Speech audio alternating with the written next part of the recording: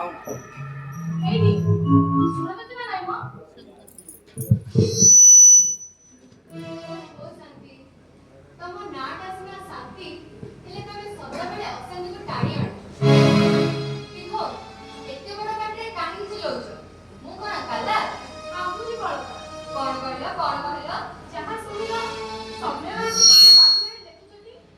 ଆରେ ହଁ ତ, 8ଟା ବାଜିଗଲାଣି। ଆର୍ଆଇ ସାର୍ ଆମକୁ ଗୋଟେ ରିଭ୍ୟୁ ମିଟିଂ ପାଇଁ ଡକେଇଛନ୍ତି। ପଢ, ଆହୁରି ପଢ। ପଢି ସେ ଦୁନିଆରେ ହଜି ଯାଉଥିବେ। ଶାନ୍ତି, ଆମ ସମାଜରେ ଯେମିତି ଦୁର୍ନୀତି ଅପରାଧ ବଢ଼ି ଚାଲିଛି, ସେ ସବୁ ବିଷୟରେ ପଢି ପଢି ମୁଁ ସେ ଭିତରେ ମଜିଯାଏ ଗୋ। ସେ ନିଆରା ସମାଜର ଅର୍ଥ କଣ କହିଲ? ନିଜ ଘର ସଫା ତୁମେ ନିଜେ ରଖ, ତାପରେ ଅନ୍ୟ କଥାରେ ଆକ୍ରମଣ କରିବ। ଶାନ୍ତି, ଏମିତି ଛୋଟ ଛୋଟ କଥାରେ ରାଗୁଛ ଯେ? ରାଗିବିନି।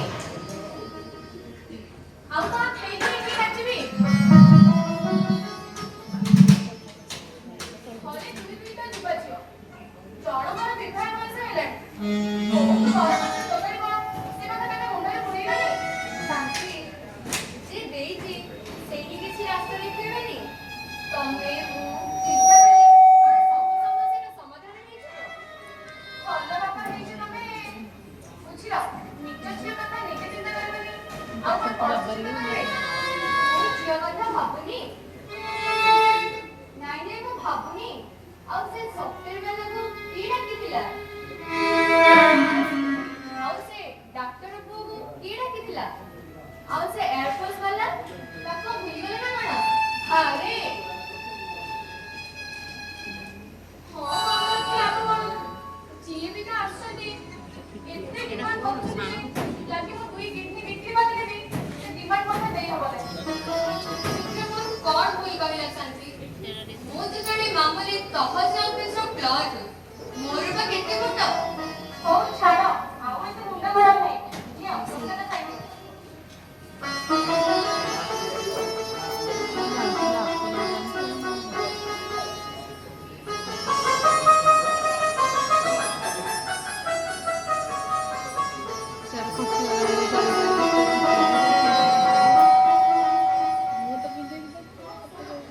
ସେଇଠି ସଜନ ସାଙ୍ଗ ପିଢ଼ି ରଖିଛି, ପାଚିଲା ଯେତେବେଳେ ରାନ୍ଧିଲେ ଖାଇକି ଅଫିସକୁ ଯିବ। ହଁ, ଜାଣିଛି। ନିଜେ ନ ମଲେ ସ୍ୱର୍ଗ କେମିତି ଦେଖିବି?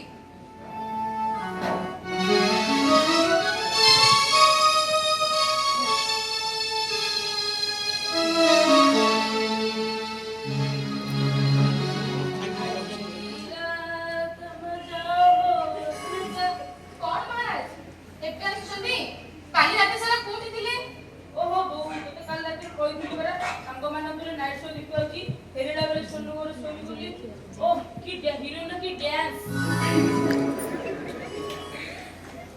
ଚୁପ ଶାନ୍ତ, ଖାଲି ଘରେ ବସି ଅଯଥା କରେ। ବାଚ୍ଚା ପରିବାର ତିନି ତିନି ବୁଲେ, ବୁଝିଲୁ? ଓହୋ, ମୁଁ କାଟୁଛି ତ ଛାଡ଼, ମୁଁ କାଟୁଛି। କେତେ ପାଠ ପଢିବି କହିଲେ? ବାପା ଗୋଟେ ଲୋନ୍ କରିଦଉନୁ, ବିଜନେସ୍ କରିବି। ଆଜି କି ଏ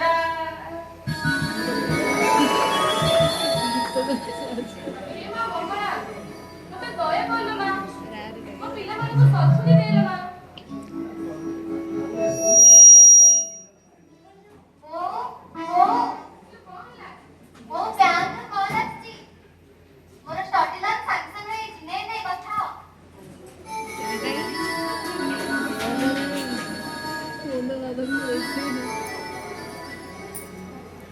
हेलो, आके किए? हेलो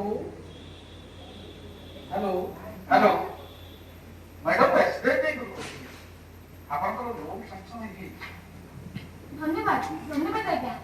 काली बैंक को किसी आधार कार्ड के किसी कागज नहीं जीवा पड़ियो कि? नहीं मैडम आम बैंक आपनक परि ग्राहक मानक पड़ दिन राति अत्यंत परिश्रम करुछि। आपण घरे बसी बसी समस्त सुविधा सुजोग पाई पारे। हो ए डिस्टेंस भितरे आउ के बैंक खाइबो? शुणु आपनक मोबाइल पर ओटीपी गला से नंबरटा कहिले। सुनो चिकी, हो ओटीपी कहिलो।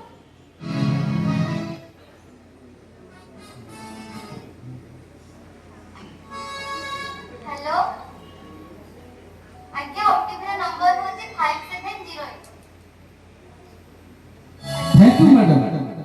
थैंक यू आपनकर अकाउंट को समस्त टंका ट्रांसफर हे छै नमस्कार मैडम हाँ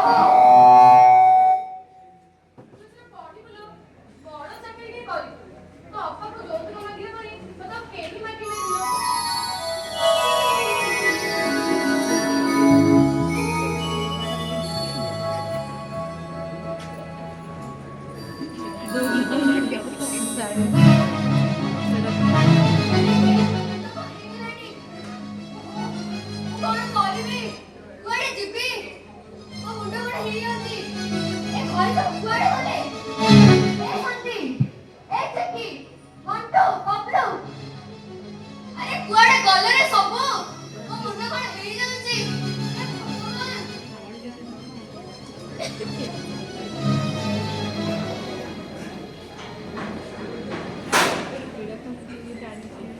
ओहो तानी हमें तो घर पड़िला माने जीवन चले घर पड़िबे में बड़ा बड़ा घटी शांति एवो मुंड कोन पड़िबे ए चिकी बापा हप्ताना कोन इमी तो अखर्च होउछ काहेकी ए देखो देखो ए मेसेज को सब बुझि परिबो देखो ई चिकी बापा फॉरेन बैलेंस जीरो तमे सब पैसा काको दे देलो की चुप करा बदमाश नहीं ना काने तो खुली बनी कहला बैंक ऑफ कॉल टंका धरी अंतरी मां जो दिजण मते डाक्टर भिकारी କରି देलो ए को कहउछ मन को जहां अछि कहा नहीं मन को नुह शांति मन को नुह मन हेई जाउची मु कोन करिबी अरे हेबी मु एठी केता तू तो बाया पई काहे कि होछ बाया तमे मते बाया बनी दिछ बदमाश नहीं ना अरे खतरा कोन ओहो ओ मुंड कोन हेई जाउची काली से ओटीपी तमे शेयर करि दिला ना अरे मत शांति ସେମାନେ କଣ ସେ ବ୍ୟାଙ୍କ ଖାଙ୍ଗରେ ରହନ୍ତି ସେମାନେ ସାଇବର ଠକ ଥିଲେ ଏ କଣ ଜୀବନରୁ ସବୁ ଟଙ୍କା ଲୁଟି ନେଲେ ମୋ ଜୀବନ ସାରା କଷ୍ଟ ଅର୍ଜିତ ଧନ ସବୁ ଲୁଟି ନେଲେ ଏ ଭଗବାନ ଏ କଣ ହଉଛି କି ବାପା ଏ ମା ମଙ୍ଗଳା ମୁଁ କଣ କରିବି ଲୋ ମା କଣ ଝିଅ ବାହାଘର ସାଙ୍ଗର ପାଠ ପଢା ମୋର ବିଜନେସ ଏତେ ସବୁ ପଇସା କୋଉଠୁ ଆଣିବି ଲୋ ମା ସବୁ କଳାକନା ଭୁଲି ଦେଲି ଶାନ୍ତି ସବୁ କଳାକନା ଭୁଲି ଦେଲି ମୁଁ ବ୍ୟାଙ୍କ ବି ଯାଇଥିଲି ମ୍ୟାନେଜର ସହ କଥା ବି ହେଲି ସେ କିଛି କରିପାରିବେନି ବୋଲି କହିଲେ ଆମକୁ ସାଇବର ପୋଲିସ ଷ୍ଟେସନ ଯିବାକୁ ପଡିବ ଶାନ୍ତି ଚାଲ ଚାଲ ଯିବା ସେ ବାଡି ପଡ ମାନଙ୍କୁ ଆମର ଅଭିଶାପ ପଡୁ जियो का कॉल बोले नहीं बोलो चलो चलो देखा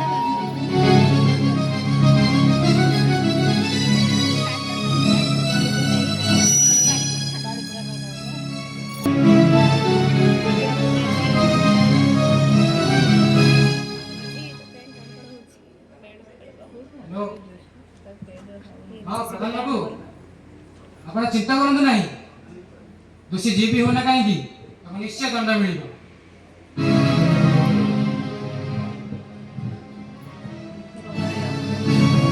नमस्कार सर कौन है ना कौन पापा सर हमें मध्यवित्त श्रेणीर लोक जीवन सारा कष्टरे स्वल्प वेतନରେ କିଛି ଟଙ୍କା ଜମା କରିଥିଲି ହେଲେ କେହି ଜଣେ ଠକାସି ତାକୁ ଅନଲାଇନରେ ହିଁ ଲୁଟି ଦେଇଛି ସାର୍ ଆମକୁ ସାହାଯ୍ୟ କରନ୍ତୁ ସାର୍ ସେ ଲୁଟେରାକୁ ହରି ଜେଲରେ ମାରନ୍ତୁ ଲୋକଙ୍କୁ ସହାୟତା ସହଯୋଗ କରିବା ପାଇଁ ତ ଆମେ ଅଛୁ କଣ ଘଟିଛି କୁହନ୍ତୁ ଘଟଣା ନୁହେଁ ସାର୍ ଦୁର୍ଘଟଣା କୁହନ୍ତୁ ଦୁର୍ଘଟଣା ହଁ ସାର୍ ସେ ଠିକ କହୁଛନ୍ତି ଏ ଛୋଟ ଛୋଟ ଭୁଲରେ ଆମ ଜୀବନରେ ଏତେ ଝଡ଼ ସୃଷ୍ଟି କରିବ କିଏ ଜାଣିଥିଲା ଓହୋ ଯାହା କହିବାର ଅଛି ସିଧା ସିଧା କୁହନ୍ତୁ ଏମିତି ବୁଲେଇ ବାଙ୍କି କହିଲେ ଆମେ କଣ ବୁଝିବୁ ସାର୍ ଗତକାଲି ମୋ ନମ୍ବରକୁ ଜଣେ ବ୍ୟାଙ୍କ କର୍ମଚାରୀ କଲ୍ କରିଥିଲେ ସେ ଗୋଟିଏ ଓଟିପି ମୋ ମୋବାଇଲକୁ ପଠେଇଲେ ହେଲେ ମୋ ସ୍ତ୍ରୀ ତାଙ୍କୁ ସେ ଓଟିପି ଦେଇଦେଲେ ତାପରେ ଠାରୁ ମୋ ଆକାଉଣ୍ଟରେ 10 ଲକ୍ଷ ଟଙ୍କା ଖୋଲ ହେଇଯାଇଛି ସାର୍ ଆମକୁ ଆମ ଟଙ୍କା ଫେରେଇ ଦିଅନ୍ତୁ ଆମକୁ ଦୟା କରନ୍ତୁ ସାର୍ ଏଥିରେ ଦୟା